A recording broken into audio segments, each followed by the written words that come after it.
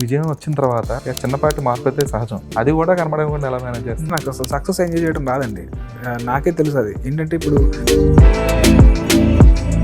మీ భీష్మలో కానీ చెరువులో కానీ ఎక్కడ కూడా ఎవరు డంబ్ ఉంటారు. ఆ సిచ్యువేషన్స్ని మీరు అలా క్రియేట్ చేస్తారు. ఆ రైటింగ్ అనేది మీరు తీసుకునే కేర్ ఏంటి? ఫర్ ఎగ్జాంపుల్ అదే సినిమాలో అక్కకు గతి లేక అటుకులు పెట్టి తింటుంటే చెల్లి వచ్చి చికెన్ బిర్యానీ అడిగిందంట అనే డైలాగ్ ఉందండి. అది ఫస్ట్ కొంచెం స్లో అవుతూనే వచ్చారు సినిమాల విషయంలో. రైటింగ్ టైం అయితే డెఫినెట్గా తీసుకుంటానండి. బట్ స్లో జర్నీ అని అంటే ఈ సినిమాకి ఏదో ఒక సెన్సేషన్ అనేది సెట్ అవుతుందండి. రష్మికని టాలీవుడ్కి ఇంట్రడ్యూస్ చేయడం కానీ, సింగిల్ సాంగ్ కానీ, ఇప్పుడు ఇందులో అదిదా సర్ప్రైజెస్, బిగ్గెస్ట్ సర్ప్రైజ్.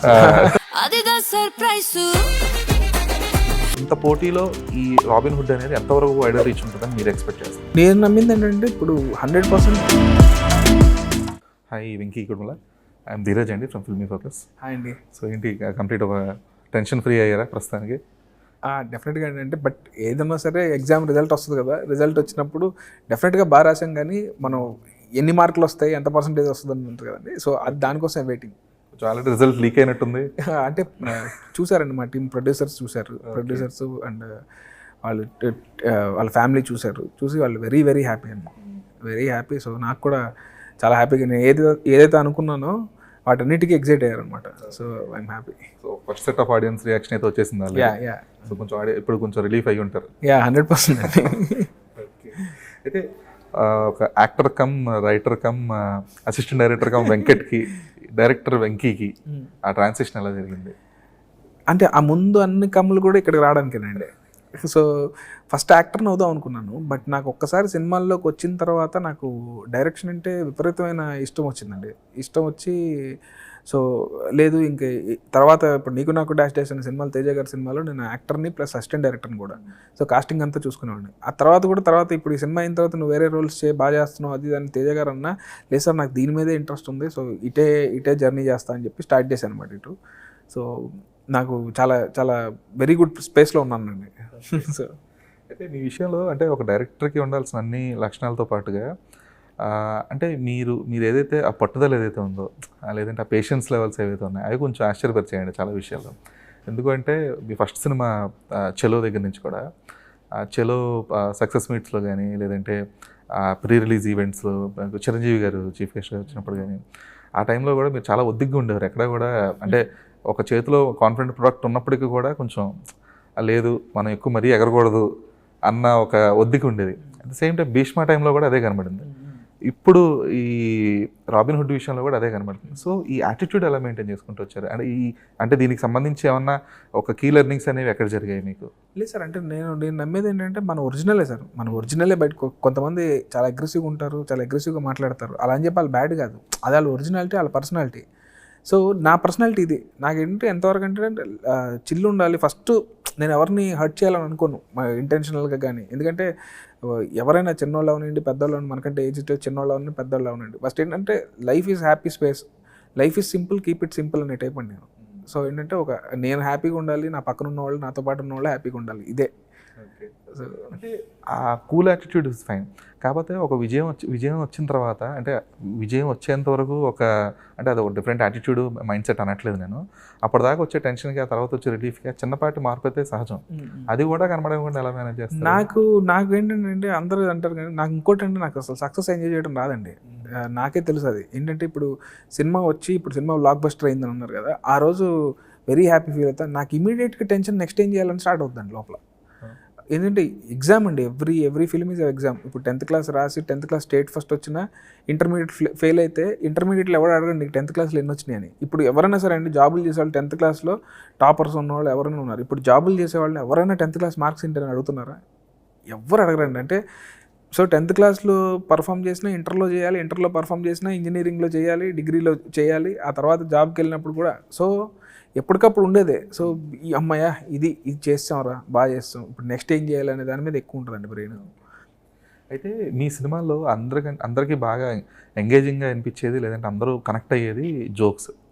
అయితే ఆ జోక్స్ ఎంతవరకు అయితే అంటే సినిమాలో పేలినంతగా జోక్స్ ఆ తర్వాత కొన్ని సందర్భాల్లో, లేదంటే ఓటీటీలోకి వచ్చిన తర్వాత దానికి ఒక చిన్నపాటి అది థియేట్రికల్ ఎక్స్పీరియన్స్ డిఫరెన్స్ అంటారా, లేదంటే ఆ జోక్ని జనాలు తీసుకునే విధానంలో మార్పు అంటారా? అంటే నేను నమ్మేది ఏంటంటే అండి, ఇప్పుడు జోక్ని ఒక జోక్లా తీసుకొని పక్కన పెడితే వచ్చే వచ్చే నవ్వు కానీ వచ్చే ఇంపాక్ట్ కానీ వేరు. క్యారెక్టర్ తెలిసిన తర్వాత సినిమా మొత్తం చూస్తున్నప్పుడు వచ్చే ఫ్లోలో వచ్చే ఇంపాక్ట్ వేరండి. ఇప్పుడు సో అది ఇంకా పర్స్పెక్టివ్ అండి, చెప్పలేము అది. నా ఫీలింగ్ ఏంటంటే ఒకసారి క్యారెక్టర్స్తో ట్రావెల్ చేస్తే డెఫినెట్గా ఏంటంటే వాళ్ళతో ట్రావెల్ చేసినప్పుడు ఆ సిచ్యువేషన్ క్రియేట్ అయ్యి వాళ్ళు మాట్లాడితే వాళ్ళు జోకే చెప్పక్కర్లేదండి. ఒక సిచ్యువేషన్లో ఇప్పుడు మనం చాలా సినిమాల్లో చూస్తే బ్రహ్మానందం గారు అలా చూసినా కూడా నవ్వు వస్తుంది. ఇప్పుడు అదే చూపు మామూలుగా మనం అదొకటి కట్ చేసి మామూలుగా చూస్తే అది ఏం అనిపించదు. కానీ ఆ సిచ్యువేషన్కి వెళ్ళిన తర్వాత ఆయన చూస్తే డెఫినెట్గా ఆ సిచ్యువేషన్లో మనకు నవ్వు వస్తుంది. సో నాకు అలా అలా కథలో ఉండేటట్టు రాయడం వచ్చండి.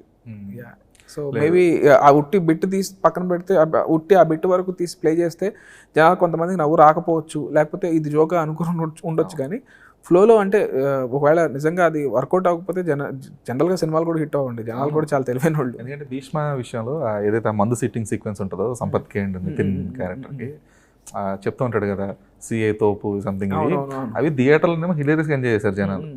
అదే సీక్వెన్సెస్ మళ్ళీ ఎప్పుడైతే ఈ సోషల్ మీడియాకి వచ్చేటప్పటికో లేదంటే ఓటీటీ రిలీజ్ తర్వాత దానికి ఒక చిన్నపాటి నెగిటివిటీ అనుకోవడం కాదు, జనాలు పూర్తి స్థాయిలో ఆస్వాదించలేదు ఓటీటీ రిలీజ్ వచ్చేటప్పటికి. సో ఆ డిఫరెన్స్ డిఫరెన్స్ ఇంకోటండి సినిమాల్లో కూడా నాకు డిఫరెన్స్ అనిపించేది ఏంటంటే అండి, ఇప్పుడు ఒక ఫుల్ ప్యాక్డ్ థియేటర్లో జనాలు అందరి మధ్యలో కూర్చుని ఒక వైబ్ ఉంటుందండి, ఒక వైబ్ ఉంటుంది. ఇప్పుడు మొన్న రీసెంట్గా సంక్రాంతికి వస్తున్నాం చూస్తున్నాం, స్టార్ట్ చేసినప్పుడు సినిమా స్టార్ట్ అయినప్పుడు ఒక్కొక్కళ్ళు అలా నవ్వుతా ఉంటే మనకు తెలియకుండా మనం కూడా చాలా ఆహ్లాదంగా ఉంటుందండి సినిమా. సో థియేటర్లో ఎప్పుడు ఫుల్ ప్యాక్డ్ థియేటర్లోనే చూడండి ఎందుకు ఫస్ట్ అంటాం అంటే ఫుల్ ప్యాక్డ్ థియేటర్లో వచ్చే ఎక్స్పీరియన్స్ వేరు, అండ్ మనం ఒక్కళ్ళు ఇంటి దగ్గర కూర్చొని చూస్తున్న ఎక్స్పీరియన్స్ వేరండి. జాతరత్నాలు బెస్ట్ ఎగ్జాంపుల్ దానికి. ఎందుకంటే థియేటర్లోనేమో అసలు హిలేరియస్గా ఎంజాయ్ చేసి పడి నవ్విన వాళ్ళు కట్ చేసి ఓటీటీకి వచ్చిన తర్వాత ఏముందిరా ఇందులో అని చెప్పేసి క్వశ్చన్ చేసిన వాళ్ళు కూడా ఉన్నారు.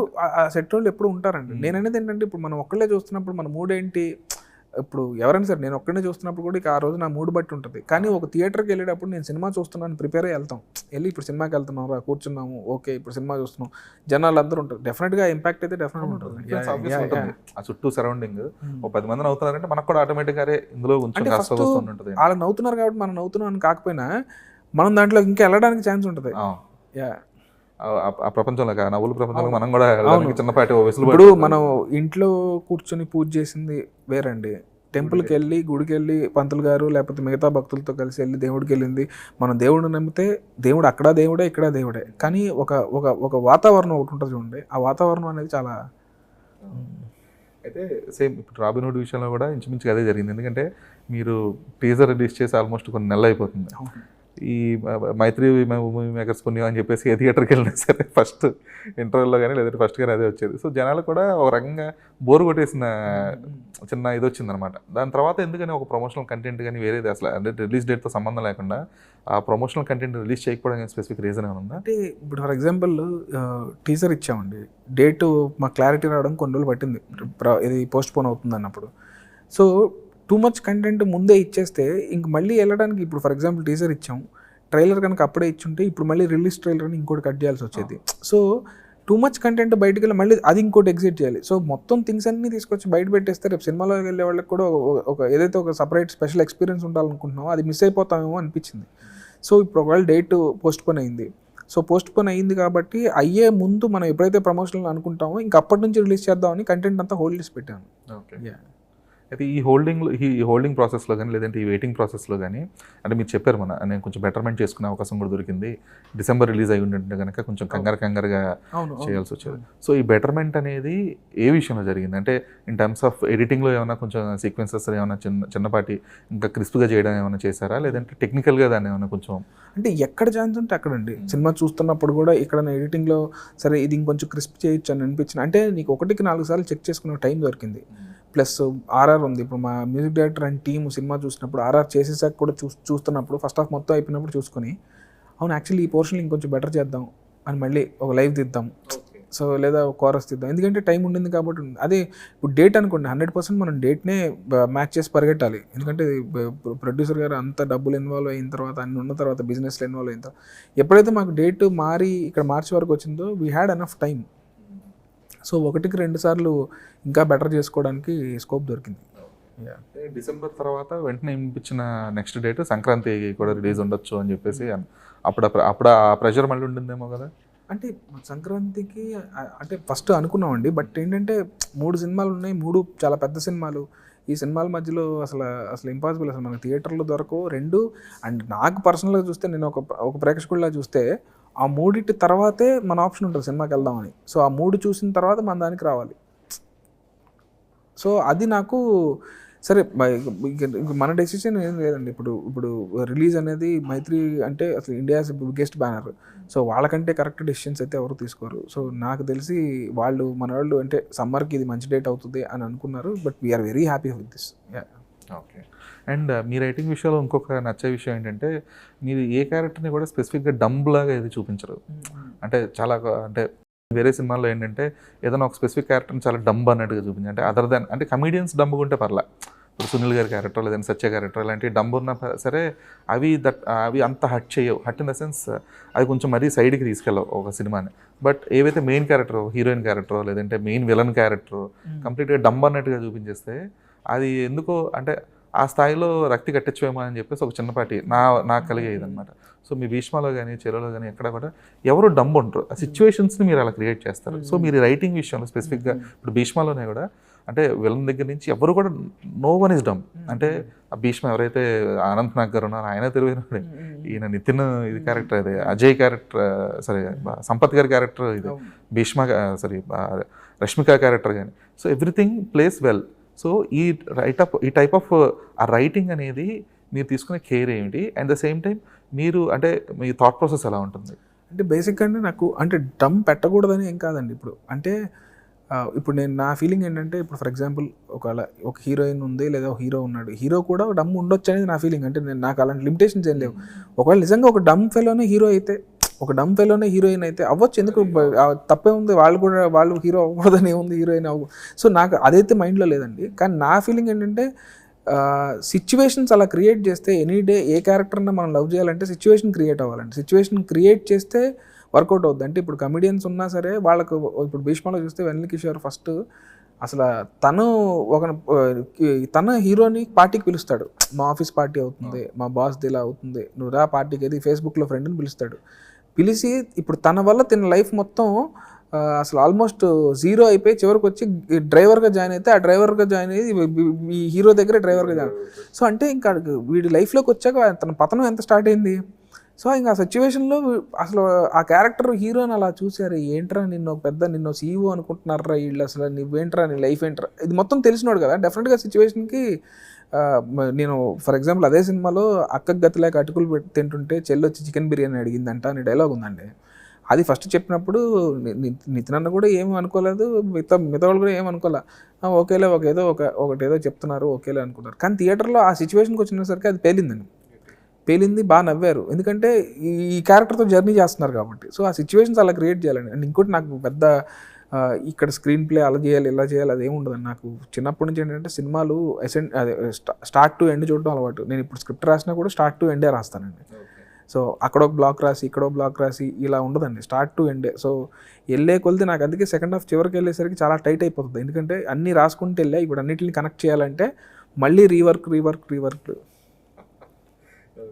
లేదండి అది విచ్ ఈస్ గుడ్ థింగ్. ఎందుకంటే చాలా అంటే కమర్షియల్ సినిమాలు అనగానే ఎవరినో ఒకళ్ళు డంప్ చేయడం లేదంటే ఒక విలన్ ఇంట్లోనే హీరో ఉండి అనే ఫార్మాట్ చూసి బోరు కొట్టి ఎప్పుడైతే మీరు స్పెసిఫిక్గా భీష్మతో తీసుకొచ్చిన ఇంటర్వెల్ ట్విస్ట్ ఏదైతే ఉందో అది దాని తర్వాత ఎన్ని మీమ్స్ వచ్చినాయంటే చాలామంది షేర్ చేసి నేను కూడా ఏ టాటా మనవన్నో లేదంటే ఇంకోటో. సో దాని అంటే ఆ సీక్వెన్స్ని బేస్ చేసుకొని దాని తర్వాత చాలామంది సినిమాల్లో కూడా కొన్ని నేను కూడా ఇలాగ నన్ను అడాప్ట్ చేసుకుని ఉంటుంటే నిజం చెప్పండి అని చెప్పేసి చాలా వచ్చినాయి అనమాట. సో అట్లా ఇన్స్పైర్ చేయగలిగే స్థాయి రైటింగ్ ఉండడం అనేది విచ్ ఇస్ గుడ్ థింగ్. ఇప్పుడు రీసెంట్ టైమ్స్లో అలా చాలా తక్కువ ఉంటుంది అనమాట.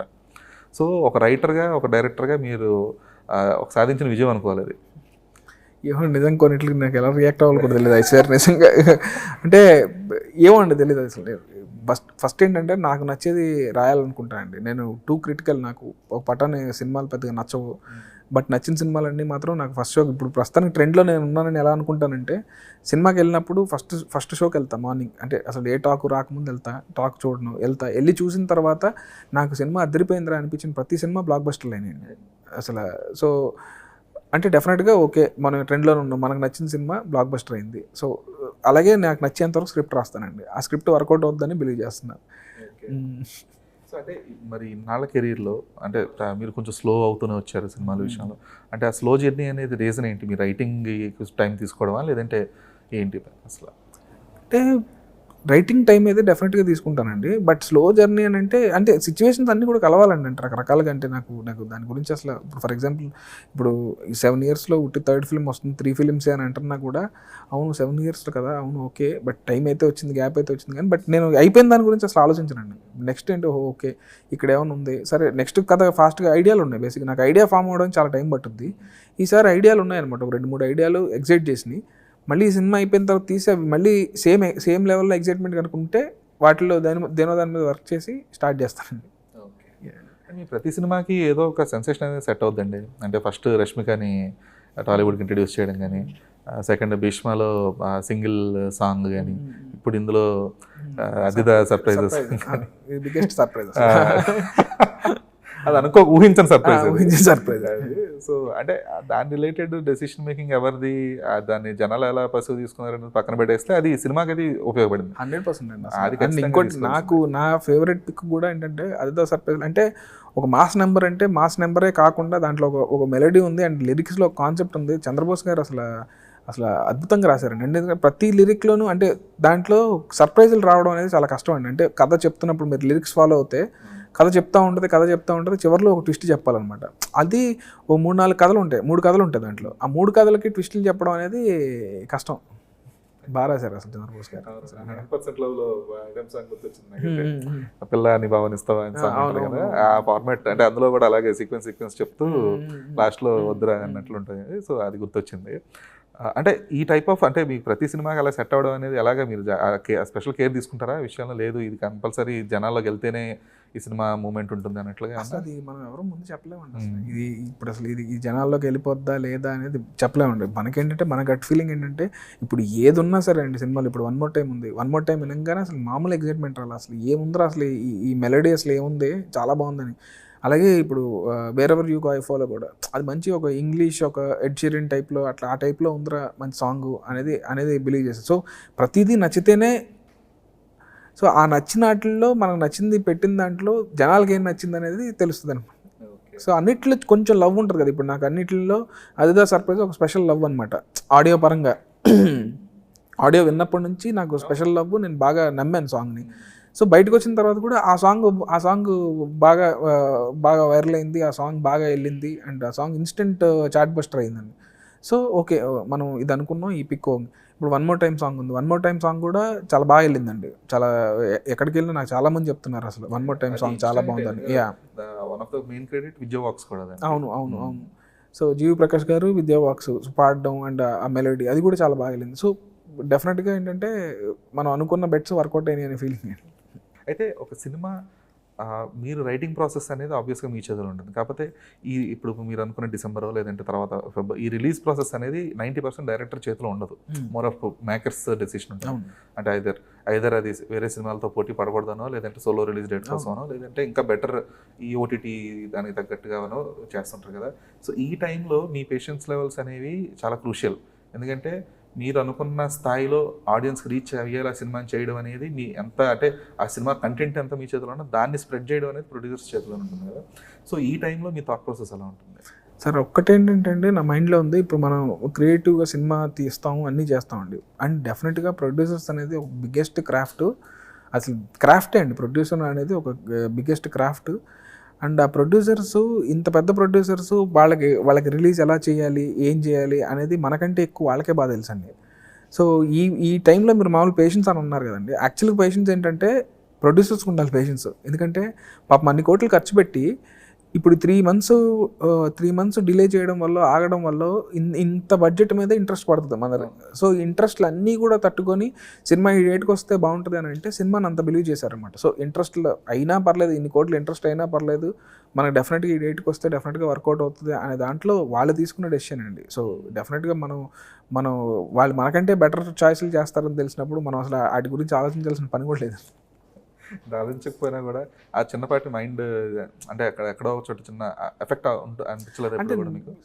ఇప్పుడు నేను ఏం జరిగినా మనం మంచిగా అనుకుంటానండి. ఇప్పుడు ఏదో జరిగిందంటే ఫర్ ఎ రీజన్ ఇది జరిగింది అనేదే నా బ్రెయిన్లో ఉంటుంది. సో ఇప్పుడు ఇప్పుడు డిసెంబర్ నుంచి మార్చికి పోస్ట్ పోన్ అయింది అంటే 3 నెలలు టైం వచ్చింది. ఈ 3 నెలల్లో మనం ఇంకేం బెటర్ చేయగలం? ఎందుకంటే ఇప్పుడు మన చేతిలో ఇప్పుడు నేను ఫీల్ అయినంత మాత్రాన అది మళ్ళీ ఒకవేళ ఫీల్ అయితే ఫర్ ఎగ్జాంపుల్ నేను December 25 సూపర్ డేట్ అనుకున్నాను అండి. అరే సూపర్ డేట్ అని నేను ఫీల్ అవ్వడం వల్ల మనం పోస్ట్ పోన్ చేద్దాం అనుకుంది 25కి వచ్చేది. మార్చి 28 ఇప్పుడు రావడం అనేది కన్ఫర్మ్. ఇది కన్ఫర్మ్ అని తెలిసినప్పుడు దాన్ని ఇంకా ఎంత బెటర్ చేసుకోవాలనేది మన మైండ్ ఉండాలనేది. And we are very happy with this date అండి అసలు అందరం. అంటే కాకపోతే ఏంటంటే ఇన్నాళ్ళు వెయిట్ చేసిన దానికి సోలో రిలీజ్ దొరకకుండా ఉంటే కనుక ఇంకా కంటెంట్ వైడర్ రీచ్ ఉండేది కదా అన్న ఒక థాట్ అయితే నాకు వచ్చిందన్నమాట. ఎందుకంటే సిన్స్ డిసెంబర్ వెయిట్ చేసుకుంటూ వచ్చారు. కట్ చేస్తే ఇప్పుడు ఒకటేసారి 3 సినిమాలు మీ మీద దండయాత్రలో వచ్చాయి. అందులో స్పెసిఫిక్గా L2 Emperor అనేది one of the biggest anticipated film అది మలయాళంలో కానీ అదర్ లాంగ్వేజ్లో కానీ. At the same time Veera Dheera Soora దానికి యాంటిసిపేషన్ లేకపోయినా కూడా it might be some surprise film అది. ఎందుకంటే S.A. అరుణ్ కుమార్ వర్క్ తెలుసు కాబట్టి. అండ్ మ్యాడ్ మ్యాక్స్ ఆల్రెడీ కొంచెం దానికి ఆల్రెడీ ప్రీక్వెల్ రిలేటెడ్ ఏదైతే డామినేషన్ ఉంటుందో అది ఆబ్వియస్గా ఇక్కడ దీనికి కొంచెం అది హెల్ప్ అవుతుంది. సో ఈ పోటీ అనేది మీరు చెప్పారు ఇంతకుముందు కూడా, పోటీ అనేది కామన్ అని చెప్పేసి అన్నారు. కాకపోతే ఇంత పోటీలో ఈ రాబిన్ హుడ్ అనేది ఎంతవరకు వైడర్ రీచ్ ఉంటుందని మీరు ఎక్స్పెక్ట్ చేస్తున్నారు? అంటే నేను నమ్మింది ఏంటంటే ఇప్పుడు 100% ఫ్యామిలీస్కి నచ్చితే సినిమా ఫ్యామిలీస్ అందరూ వెళ్తారండి. సో అది అది అది అది నేను ఫ్యామిలీస్కి నచ్చుద్దని ఇప్పుడు నిన్న చెప్పినట్టు మా ప్రొడ్యూసర్ ఫ్యామిలీ ఆయన ఫ్యామిలీ వాళ్ళు చూసినప్పుడు కూడా దే వర్ సో ఎక్సైటెడ్, బాగా ఎంజాయ్ చేసామని. అండ్ ఒక్కొక్కళ్ళు ఒక్కొక్క పాయింట్ చెప్తా ఉన్నారు. చిన్నపిల్లలు ఇద్దరు ఉంటే ఆ అమ్మాయికి ఒక పాయింట్లు చెప్తుంది, అబ్బాయి ఇంకో పాయింట్లు చెప్తున్నాడు. సో అది నాకు చాలా హ్యాపీ అనిపించింది. ఎందుకంటే ఈ ఒక్క సీన్ బాగుందని అందరూ హోల్ అండ్ సోల్ యునానిమస్గా చెప్పి ఓకే అదొక్కటే అని మిగతా గురించి మాట్లాడకపోతే నేను లోపల అరే మిగతా కూడా రాసాం కదా, మిగతా కూడా వర్కౌట్ అని మనం ఫీల్ అయ్యాం కదా అని ఒకటి ఉంటుంది. కానీ ఎవరి కాళ్ళు అది బాగుంది, నేను అది ఎంజాయ్ చేసా, ఇది ఎంజాయ్ చేసా అని చెప్తుంటే నేను I felt very happy. And నేను అది ఆ విషయంలో కాన్ఫిడెంట్గా ఉన్నాను. సో ఫ్యామిలీస్కి ఏంటంటే సినిమా వచ్చి చూసినప్పుడు మనం సరదాగా ఫస్ట్ అయితే నేను అనుకునేది నా ప్రయారిటీ అయితే నాదైనా మా ఫ్యామిలీ ప్రయారిటీ అన్న వెళ్ళి ఒక సినిమాకి వెళ్ళి నీట్గా ఎంజాయ్ చేసాంరా, ఆహ్లాదంగా ఉంది సినిమా, ఒక హార్ట్ టచింగ్ ఎమోషన్ చూసాము అని అంటే డెఫినెట్గా ఫస్ట్ డెఫినెట్గా నా ప్రయారిటీ అయితే దానికేనండి. సో అది అడ్వాంటేజ్ అవుతుంది, ఆ ఎడ్జ్ ఉండొచ్చు. అడ్వాంటేజ్ ఎందుకంటే ఈ స్పెసిఫిక్ 4 ఫిల్మ్స్లో అన్ని వర్గాల ప్రేక్షకులు వీళ్ళు చూడాల్సిన సినిమా కూడా రాబిన్ హుడ్. ఎందుకంటే ఇవన్నీ యాక్షన్ మోర్ ఆఫ్ ఇది అట్ ద సేమ్ టైం మీ దగ్గర ప్లస్ పాయింట్ ఏంటంటే మీరు ఎప్పుడు కూడా డబుల్ మీనింగ్ డైలాగ్స్ లేదంటే కొంచెం చిన్నపాటి అశ్లీలత లేదంటే ఏం లేకుండా చాలా జాగ్రత్త పడి సినిమాలు తీస్తారు కాబట్టి అది కూడా ఒక రకంగా ప్లస్ పాయింట్ మీకు. సో హ్యాపీగా అందరూ వచ్చి సినిమా చూసి వెళ్ళగలరు అని ఒక చిన్న నమ్మకం అయితే కలిగిస్తారు మీరు. సో థియేటర్కి వచ్చాక అది ఎలా ఉంటుంది అని దాన్ని బట్టి దాన్ని బట్ రావచ్చు కాన్ఫిడెంట్గా మా మదర్నో లేదంటే ఎవరినో ఒకరు ఒక ఫ్యామిలీని తీసుకొని రావచ్చు అని ఒక చిన్న కాన్ఫిడెన్స్ అయితే ఇస్తారు మీరు. 100% అండి. ఈ సినిమాలో కూడా మీరు చూస్తే అసలు డెఫినెట్గా అంటే బేసిక్గానే నేను అది కాదనమాట, మన పర్సనాలిటీ అది రిఫ్లెక్ట్ అవుతూ ఉంటుంది. నాకేంటంటే ఒక ఫన్ లవింగ్ పర్సన్ని నేను నా ఫ్రెండ్స్తో ఉంటే డెఫినెట్గా వాళ్ళందరూ నవ్వుతూ ఉంటారు, మేము ఎంజాయ్ చేస్తూ ఉంటాం. అలాగే మనం కూడా ఇప్పుడు ఈవెన్ ఇది ఇప్పుడు వార్నర్ గారి ఫ్యాక్టర్ కానీ మిగతా థింగ్స్ కానీ దాంట్లో యూత్లో కూడా ఒక రకమైన డెఫినెట్గా యూత్ కూడా వచ్చి ఎంజాయ్ చేసే ఫ్యాక్టర్ చాలా ఉన్నాయండి. ఇప్పుడు మనం ఒక ఫ్రెండ్స్ అందరం వెళ్తే ఇప్పుడు ఎస్పెషల్లీ హీరోయిన్ క్యారెక్టర్కి అండ్ కిషోర్ క్యారెక్టర్కి వెరీ వెరీ యూత్ఫుల్గా ఉంటుంది అసలు ఫన్. సో అవన్నీ ఎంజాయ్ చేస్తారని స్ట్రాంగ్ బిలీఫ్. ఓకే. అండ్ ఇప్పుడు సరే ఇప్పుడు 7 yearsలో 3 movies అని చెప్పేసి మీరే చెప్పారు. బట్ ఇప్పుడు నెక్స్ట్ ఒక ప్రణాళికలు ఏమైనా వేసుకున్నారా? అట్లీస్ట్ ఇప్పటి నుంచి కొంచెం వేగం పెంచాలి అని చెప్పేసి. అంటే డెఫినెట్గా అదైతే ఉందండి, కొంచెం పెంచాలండి. బట్ అలా అని చెప్పి స్క్రిప్ట్ కాన్ఫిడెన్స్ వస్తేనే అది should be the first priority.